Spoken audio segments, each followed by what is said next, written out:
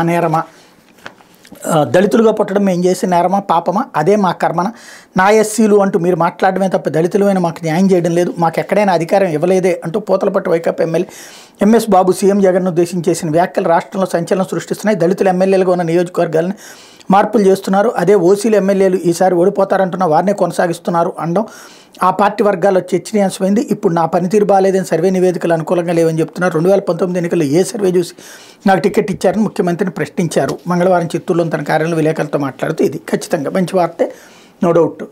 మరి ఇప్పుడు తీసినటువంటి వాళ్ళల్లో 3 రెడ్లను తీసేసి బీసీలకు ఇచ్చారు, అది ఒకటి. రెండవది 2019లో కూడా సర్వే చూసినే ఇచ్చారు, ఇప్పుడు కూడా సర్వే చూసినే ఇస్తున్నారు. ఇందులో సీట్లు మార్పుల్లో అందరూ ఉన్నారు. కాకపోతే ఇక్కడ ఇది హైలైట్ చేయడం అన్నటువంటిది హైలైట్ అవుతుంది. సహజంగా ఒక సిట్టింగ్ ఎమ్మెల్యే విమర్శించినప్పుడు హైలైట్ చేయడంలో తప్పేం లేదు. ఆయన మాట్లాడింది రైటా రాంగ్ అనేటువంటిది కాలం డిసైడ్ చేస్తుంది. లేకపోతే కాంగ్రెస్లో చేరే